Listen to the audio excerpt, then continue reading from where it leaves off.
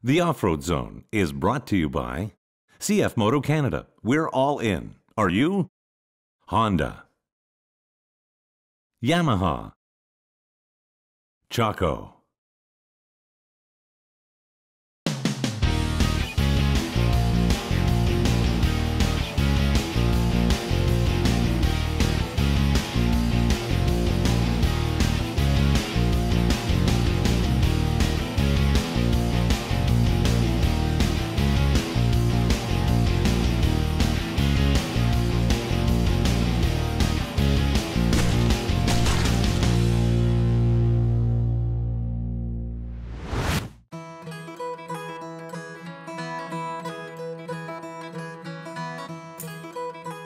The Fédération Québécoise des Clubs Quad, or FQCQ, is a union of several quad club associations. It's a non-profit organization whose purpose and goal is the development of quad recreation in Quebec. They're the watchful eye that helps our industry grow and make sure that we practice our activity in the safest way we can while making sure that we respect other users of the forest to ensure that we can do it for generations to come. The Federation now includes 119 clubs, close to 60,000 quad enthusiasts, more than 25,000 kilometers of federated trails, a network of winter, summer, and four-season trails. More than 215 surface grooming machines help maintain the trails. More than $937 million in economic spin-offs annually. A group of more than 1,596 volunteer trail monitoring agents, along with 34 federated surveillance agents who cover Quebec as a whole. More than 3,000 volunteers working in member clubs to maintain trails and organize local activities. Quebec has a unique structure and operating framework. It's estimated that there are 300,000 vehicles in circulation in Quebec, of which nearly 294,706 are registered with the Société de l'Assurance Automobile du Québec. The quad roads offer a whole network of specifically identified trails that will lead you through extraordinary rides in 5 magnificent regions in the province of Quebec. These rides were designed with safety in mind and are very well marked so to lead you to every destination and accommodation on your way. Discover aboard your quad, ATV, or side-by-side the various touristic trails of the quad roads, customized to each region and offering all services from Rivière-du-Loup in the Bas-Saint-Laurent to Victoriaville in the Centre du Québec, through the South Shore of Quebec and Sainte-Marie-de-Beauce in the region of Chaudière-Appalaches. The interactive map of the quad roads allows you to plan your trails and vacations by choosing touristic trails specifically signposted for visitors and tourists, all while presenting the services you will find along the trails and among the entire network of federated quad trails in partner regions. Speaking of interactive, the FQCQ also created an app called iQuad. It allows quad enthusiasts to fully enjoy their passion by offering them a robust and complete tool. Basically, it allows you to display and browse all the accessible quad trails. Its powerful GPS feature will help you explore new paths without worries. From the palm of your hand, plan your route, including all detours you wish to take, and once you're on the trails, pull it out of your pocket and follow the progress of your itinerary. Search an address, check the status of the trails in real time, or preview your weekend itinerary. You'll find endless uses for this app that is making quad riding in Quebec as pleasant as possible. On top of dealing with the development of the ATV tourism industry in the province, the FQCQ also organizes and sponsors different activities throughout the year. Activities like the summer and winter jamborees, which attract hundreds of riders every year and give everyone a good opportunity to discover a region other than their home base while riding the trails with friends and family. Another activity that's been growing in attendance each year is the Carbon Zero Ride. Basically, every participant helps to plant trees in order to render their ride a carbon emission-free ride.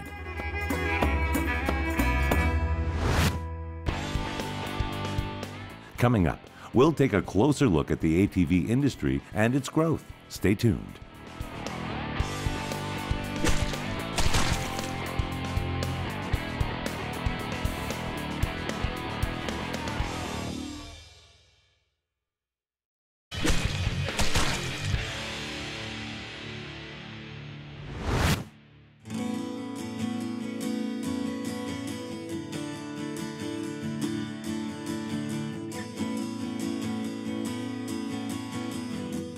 Another yearly rendezvous is the Color Ride, which takes place in the fall when the forest dresses up with their best colors ever. But those activities are just the tip of the iceberg. Each local club runs its own agenda filled with special rides, fundraisers for various causes, hot dog lunches, and torchlit night rides. And any excuse is a good one to get people out of their homes and riding.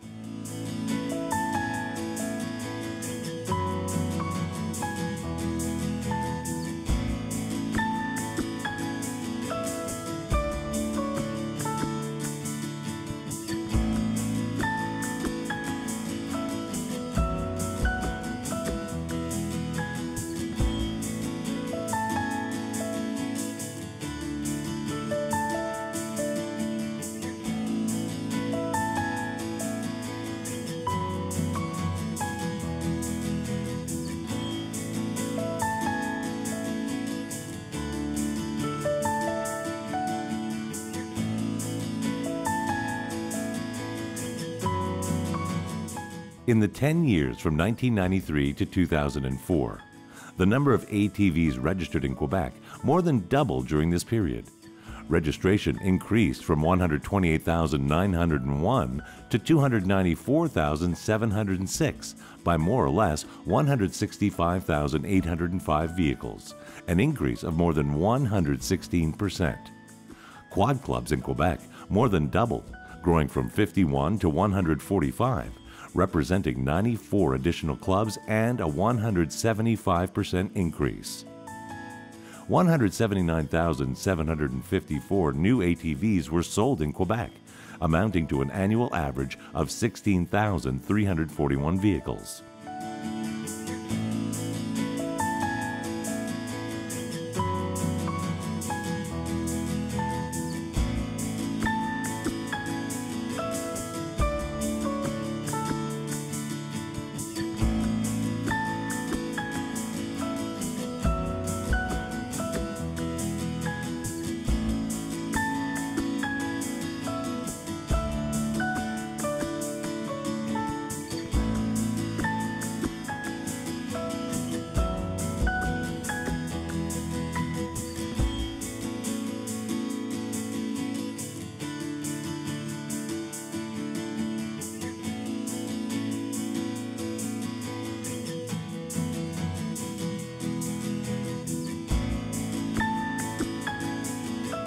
From 1995 to 2004, the membership of the Fédération Québécoise des Clubs Quad increased more than fivefold, growing from 9,000 to 51,492. From 1999 to 2004, the number of kilometers of trails designated by the FQCQ doubled, from 8,906 to 17,159. In September 2001, 13% of the adult Quebec population had made at least one leisure excursion of an hour or more on a quad during the previous 12 months. Accordingly, ATV riding was on the same level as, or more popular than, snowmobiling. The snowmobile participation rate was 14% in 1998, and the number of registered vehicles has been declining since 1995.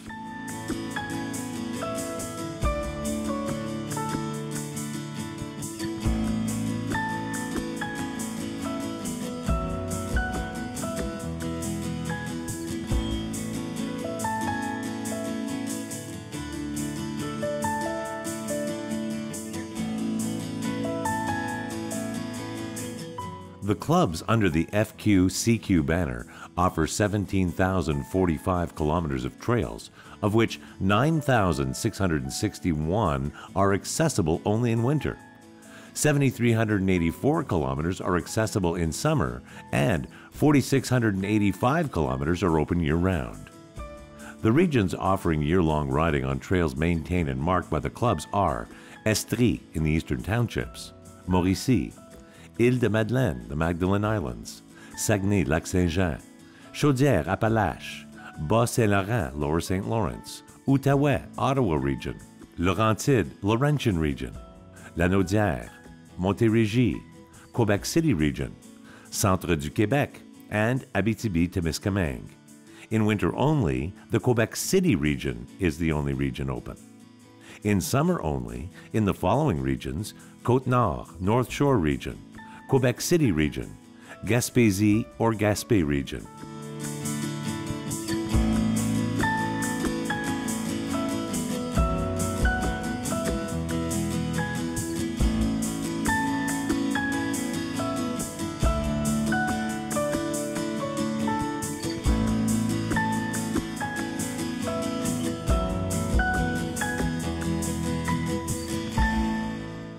Coming up, we'll take a look at environmental impacts of the ATV industry. Stay with us.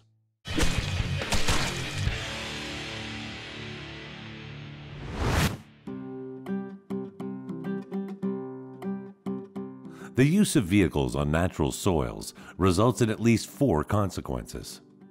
The soil is compacted under the wheel or wheels. The vehicle exerts a lateral stress on the ground surface. The ground is sheared each side of the compacted area. Movement of the vehicle causes horizontal shearing of the soil surface. Along with the recent increase in quad use, there's been an increase in all types of motorized and off-road vehicles, OHVs, four-wheel drive, 4x4s, Jeeps and motocross, and non-motorized mountain bikes. All of these vehicles have a definite impact on the environment. Certain characteristics of the quad distinguish it from other OHVs. The certain type of tire, relatively light, evenly distributed weight, and the prevalence of 4-stroke engines for recreational quad riders.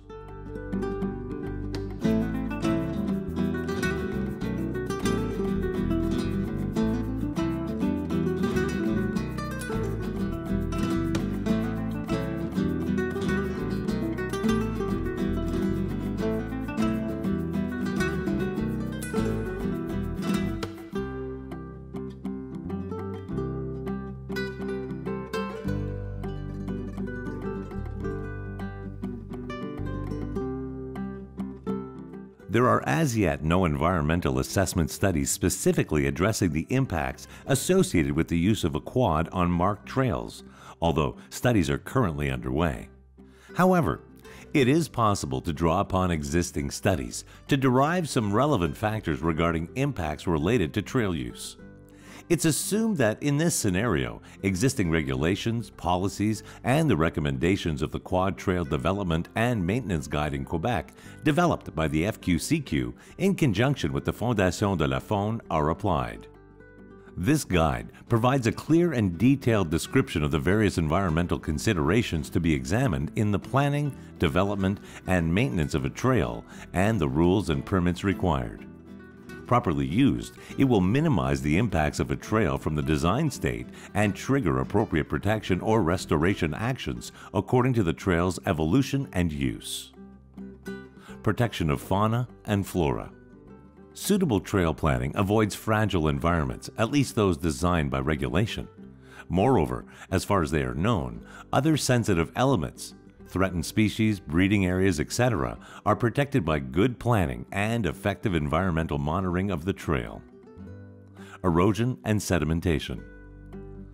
The management of erosion and sedimentation starts with good original trail design and management of its runoff.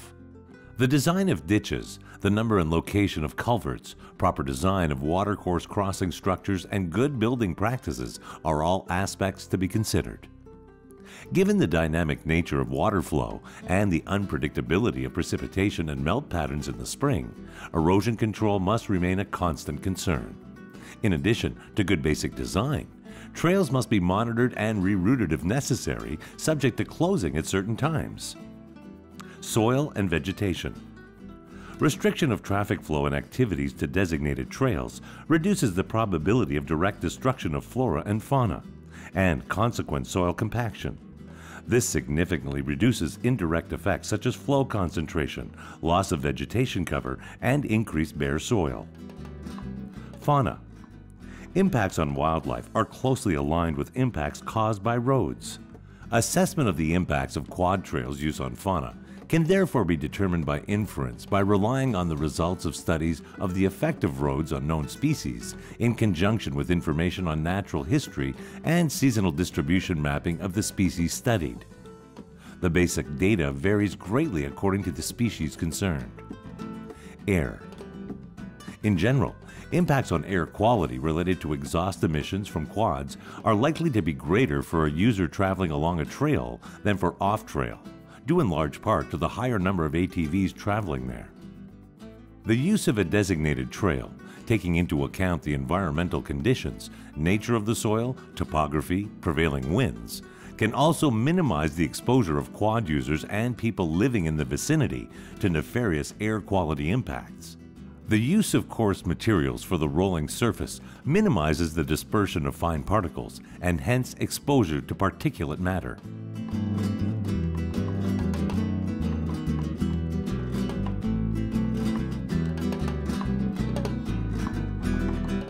We hope we've given you enough reasons to want to come over to Quebec and ride our trails. You can rest assured that when you come, you'll be taken good care of, and the Fédération Québécoise des Clubs Quad will do everything it can to help make your stay an awesome one.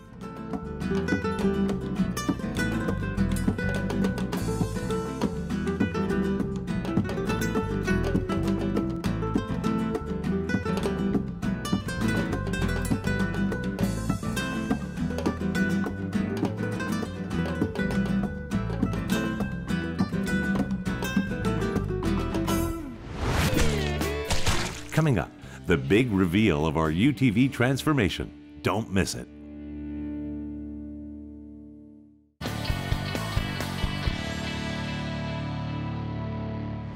This week, for the last part of our transformation, we worked with the experts from St. Clet Design in Quebec, who provided us with the look we were going for. We gave them free rein, more or less, and the graphic designer did an excellent job. We couldn't be happier with the result. A vehicle that is completely unique. It's already turning heads, which is the fun of customizing. It's up to you to imagine your ideal vehicle in the colors you want. Then, find a good team of professionals like the ones from St. Clet Design, and you'll end up with an impressive final product. Everyone here at the Off-Road Zone headquarters is really proud to have chosen to work with a used vehicle. We practically gave it a second life.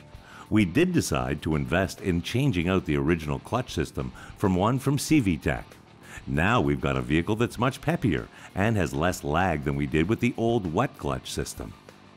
We decided to replace the whole system, and our producer Ken wasn't sure about the move since he didn't necessarily know how to do it himself. But with the help from Gaetan, everything went really well, and Ken was very proud of choosing this type of vehicle and going with the upgrade from CVTech. Okay, we may have gone a bit too far after that. We chose the Elka Stage 5 suspension system. Why Elka? Because it's a Canadian company, a Quebec brand made right here in Boucherville.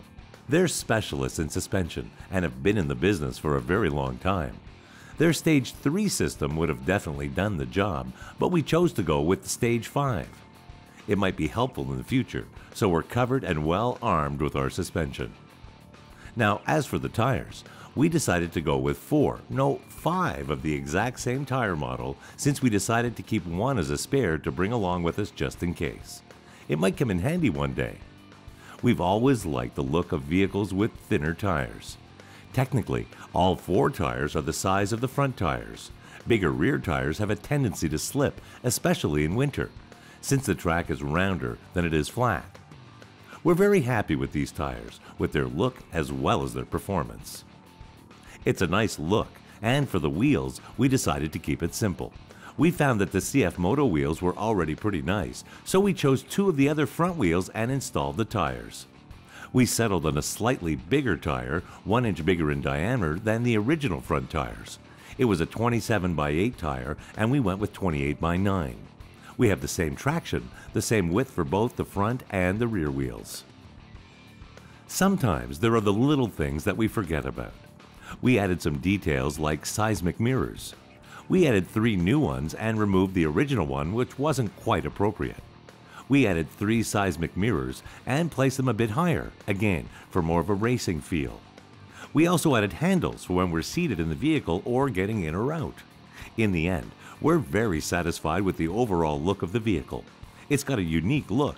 And don't forget that we started out with a vehicle that had 9,000 kilometers on it, lots of scratched plastics that was pretty damaged. Now we have a vehicle with 9,500 to 9,600 kilometers that appears brand new. We couldn't be happier. This won't be the last time you'll see this vehicle. We've already got some shoots lined up in the snow pretty soon with the wheels on. And maybe even a little later in the season, we'll do another shoot with Caterpillar tracks instead of wheels. It'll be very interesting. Thank you to everyone involved in this year's transformation. Now, what do we do next?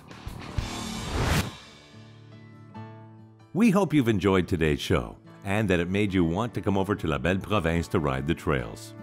If you'd like the Off-Road Zone team to visit your neck of the woods, please contact us via Facebook or our website, which will be on screen momentarily. I'm Mark Gauguin, hoping you'll join us again soon for another adventure in the Off-Road Zone.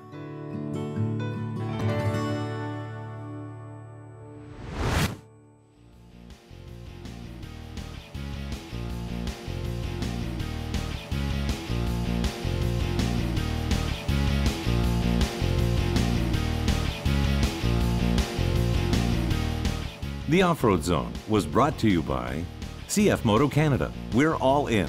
Are you? Honda. Yamaha. Chaco.